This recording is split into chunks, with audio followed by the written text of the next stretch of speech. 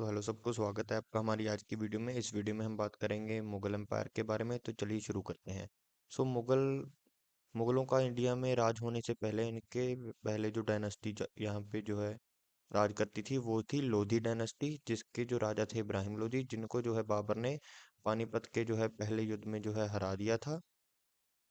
और मुगल राज जो है इंडिया में वो शुरू हो गया था, इंडियन सब कॉन्टिनेंट में। तो हम बात करेंगे बाबर की। अगर बाबर के हम जो फादर साइड है उसकी बात करें तो ये था तिमूरिद डायनेस्टी से। और ये डायनेस्टी का अगर हम एरिया की बात करें तो ये जो है पर्शिया का एरिया पड़ता है। वहाँ से ये इसका जो फादर का जो हम कह सकते हैं लाइनेज थी, वो उस तरफ से थी।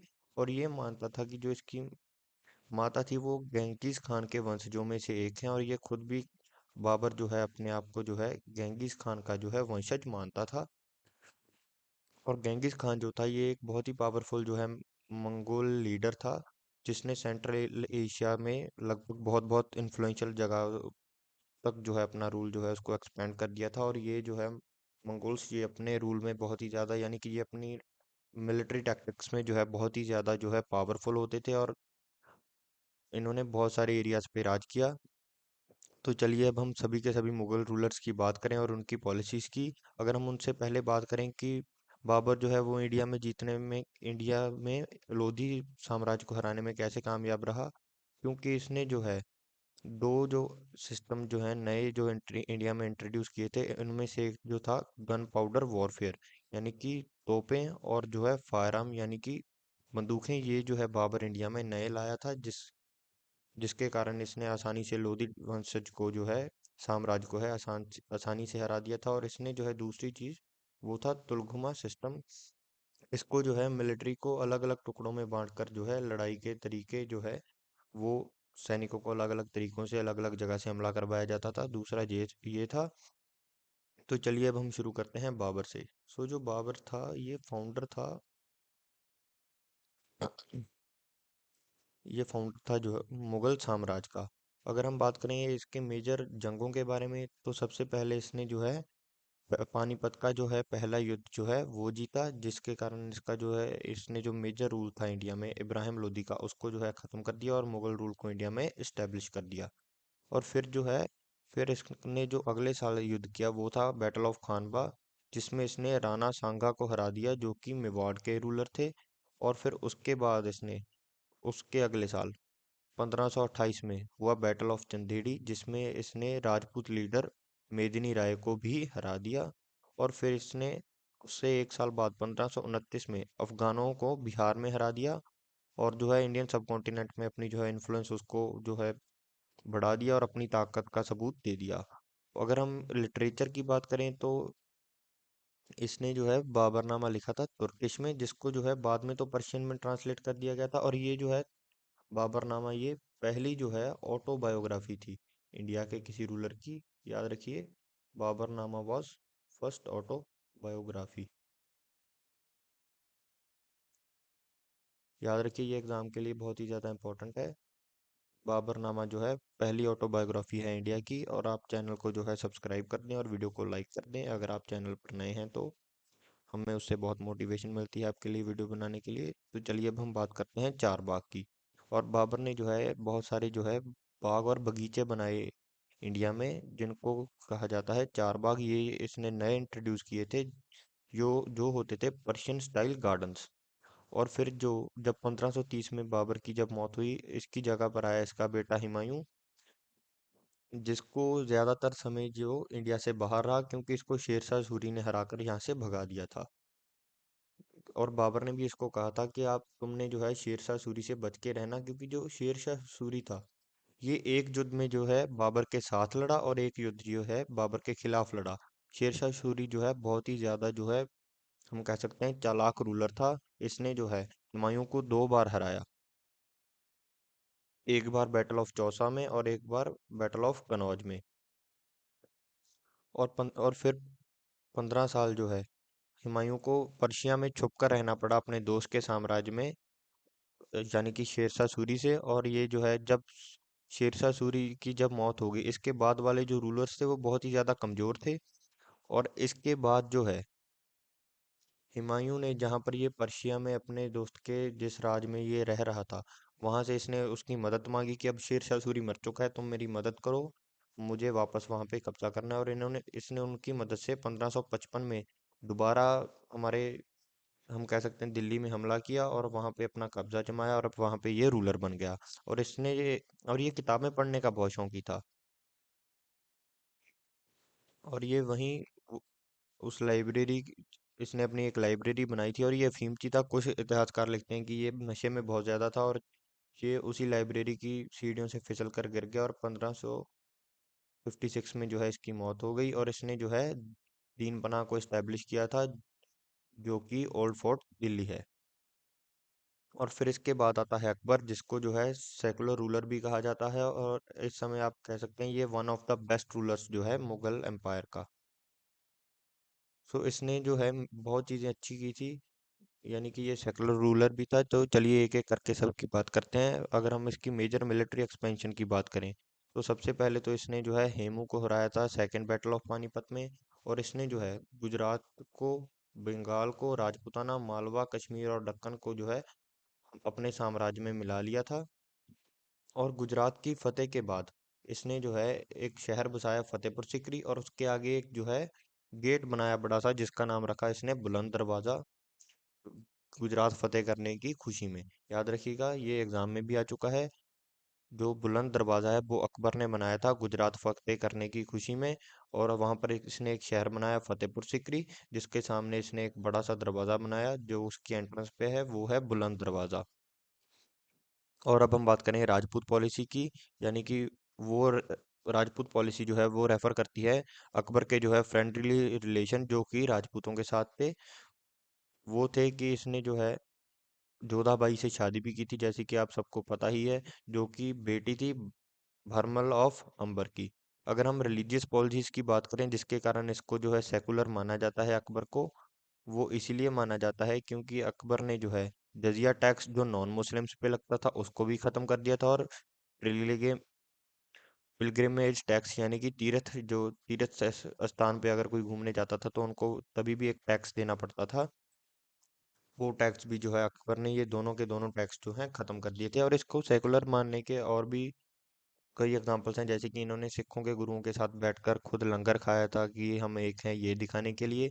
और कुछ इतिहासकार तो ये भी मानते हैं कि जो अकबर है, ये एक हद तक जो है मीट खाना भी छोड़ना चाहता था, क्योंकि ये बहुत ज़्यादा स्पिरिचुअल प्रैक्टिसेस जो हैं उनको अपनाता था।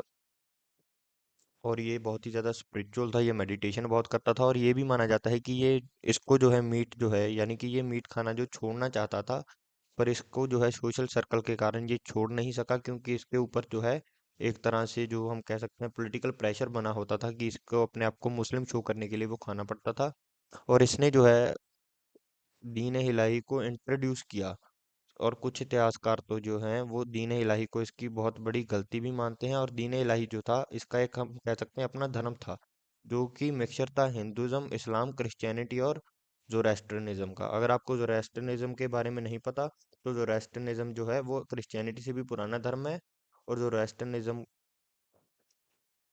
को हम क्रिश्चियनिटी को जोरास्ट्रनिज्म, जो क्रिश्चियनिटी है वो जोरास्ट्रनिज्म से ही निकली है।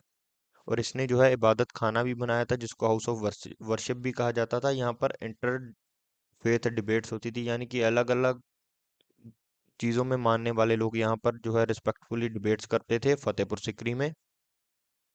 और अगर हम बात करें इसके एडमिनिस्ट्रेटिव रिफॉर्म्स की, तो इसने जो है मनसबदारी सिस्टम को इंट्रोड्यूस किया था, जिसमें जो है मिलिट्री और सिविल ऑफिशियल्स को अलग अलग रैंक्स में और हायरार्की में बांटा जाता था, यानी कि सबसे बड़े वाले अफसर, फिर उनसे छोटे, इस तरह एक हायरार्की में जो है लोगों को, यानी कि मिलिट्री के लोगों को और सिविल ऑफिशियल्स को, यानी कि जो लोगों के साथ पब्लिक डीलिंग करते हैं, उनको कैसे बांटा गया था। और इसने जो है जब्त सिस्टम भी इंट्रोड्यूस किया था, यानी कि वो इसकी एडमिनिस्ट्रेशन में हम कह सकते हैं इंट्रोड्यूस किया गया था, पर इसको जो है इम्प्लीमेंट वो राजा टोडरमल ने किया था। ये एक revenue base land measurement system था, यानी कि लैंड की मेजरमेंट के जरिए ही कितना टैक्स देगा कोई, वो डिसाइड किया जाता था। और इसने जो है सुलाह कूल भी जो है इंट्रोड्यूस किया था। ये एक पॉलिसी रिलीजियस टॉलरेंस की।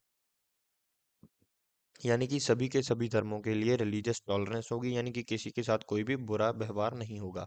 अगर हम आर्ट और आर्किटेक्चर की बात करें तो अकबर के समय फतेहपुर सीकरी भी बना था, जिसके बारे में हमने बात की है। यानी कि फतेहपुर सीकरी एक शहर है और उसकी एंट्रेंस पे एक जो है स्ट्रक्चर है जो कि बुलंद दरवाजा है। और इसने हुमायूं का टॉम्ब भी बनाया जो कि अकबर के फादर थे। अगर हम बात करें पैट्रोनाइज की, यानी कि तानसेन, बीरबल, अबुल फैजल, राजा टोडरमल और राजा मानसिंह जो है इसके कोर्ट के जो वो थे, कोर्ट में कुछ लोग थे इंपॉर्टेंट। और इसकी अकबर की जो है 1605 में इसकी मौत हो गई और इसका सक्सेसर बना जो है जहांगीर, जो कि इसका बेटा था।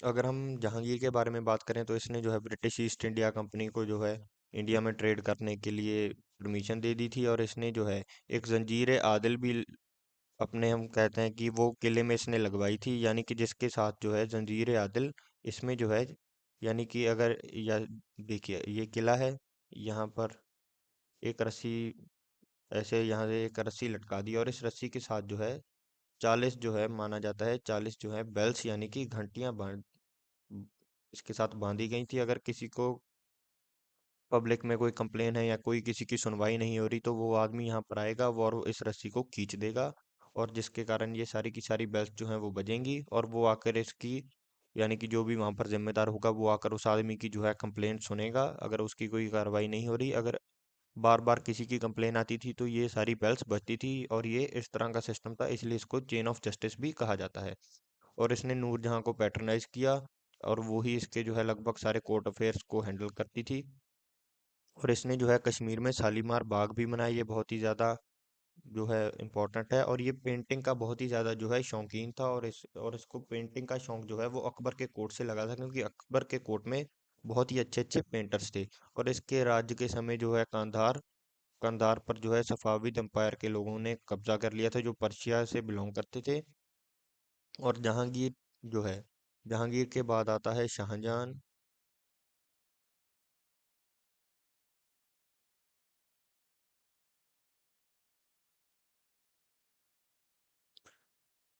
अगर हम जहांगीर की बात करें तो जहांगीर ने जो है, जहांगीर का एक बेटा था जिसने इसके खिलाफ जो है विद्रोह कर दिया था। चलिए पहले हम शाहजहां की बात करते हैं, उसके बारे में मैं आपको लास्ट में बताऊंगा। सो चलिए, अगर हम शाहजहां की बात करें तो इसको आर्किटेक्ट किंग इसलिए टाइटल दिया गया है क्योंकि इस समय जो है कहा जाता है कि ये इसका जो राज का समय था साल 1628 से 1658, इस एरा को golden era of Mughal architecture कहा जाता है, क्योंकि ताजमहल, लाल किला, जमा मस्जिद, मोती मस्जिद और शाहजहानाबाद भी इस समय जो है वो बनाए गए थे। और जो मुगल एम्पायर है इसको दक्कन तक जो है एक्सपेंड कर दिया गया था, और बीजापुर और गोलकोंडा जो है मुगल एम्पायर के अंडर आ गए थे। और इसने जो है पेट्रोनाइज किया था दारा शिकोह को, जो इसको एक लिबरल स्कॉलर भी कहा जाता है। पर जो आखिरकार जो है इसको औरंगजेब, यानी कि जो इसका जो है छोटा बेटा था, इसने उसने शाहजहां को औरंगजेब ने कैद कर लिया, और जो है कैद करके जो है आगरा के फोर्ट में रखा काफी सालों तक, और वहीं पर इसकी जो है शाहजहां की मौत हो गई।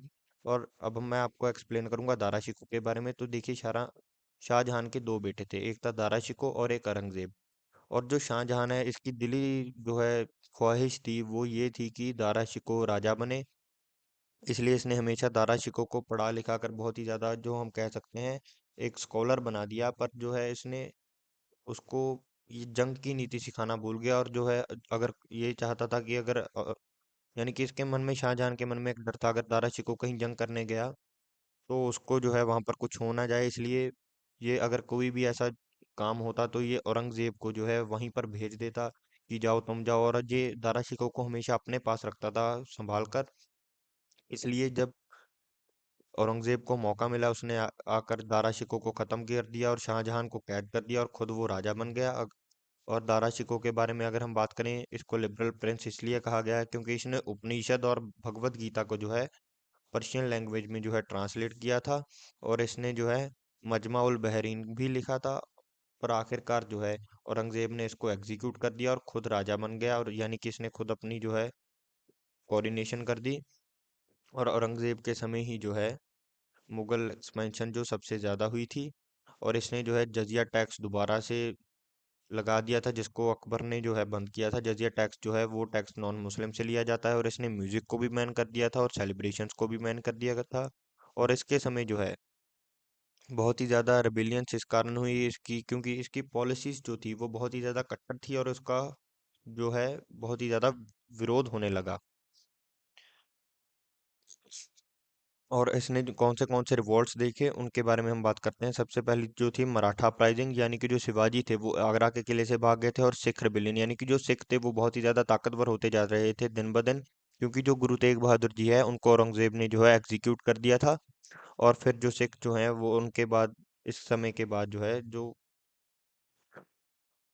सिख जो थे उन्होंने जो है अपनी आर्मी बहुत ही ज्यादा स्ट्रॉन्ग कर ली। और जो इन इसकी कट्टर पॉलिसीज का सिख जो है वो डटकर विरोध करने लगे। और जाट, राजपूत, बुंडेला और अफगान रिवॉल्ट्स भी औरंगजेब को फेस करने पड़े। और जो डेक्कन वॉर्स थी उसके कारण जो है खजाना जो है वो खाली होता गया, क्योंकि जंग लड़ने बहुत ही ज़्यादा जो है एक्सपेंसिव होते हैं। और 1707 में इसकी जो है मौत हो गई। और इस समय के बाद बहुत सारे जो है हम कह सकते हैं कि रूलर्स तो आए, पर जो रूलर्स थे वो कुछ इतने खास ताकतवर नहीं थे। तो चलिए उस कुछ बाद बारे वाले रूलर्स के लिए हम बारे में हम बात करते हैं। तो सबसे पहले हैं बहादुर शाह फर्स्ट, जिसने जो है सिखों के साथ समझौते किए, राजपूतों के साथ और मराठाओं के साथ, यानी कि इसने सबके साथ जो है कुछ संधियां की। और फिर आता है फारूक शियार, जिसने जो है ब्रिटिश को ट्रेडिंग राइट दे दिए इंडिया में। फिर इसके बाद आया मोहम्मद शाह, जिसको जो है नादिर शाह बहुत बुरी तरह से खत्म कर गया। और जो पीकॉक थ्रोन है दिल्ली का, वो भी इसी समय जो है नादिर शाह लेके गया था, जब मोहम्मद शाह जो है दिल्ली पे रूल कर रहा था। यानी कि दिल्ली को बुरी तरह से जो है नादिर शाह खत्म कर गया था मोहम्मद शाह के रूल के समय। और इसके बाद जो है आलम शाह सेकंड का रूल हुआ, जिसको बैटल ऑफ बक्सर बक्सर में जो है ब्रिटिश ने हरा दिया बुरी तरह से।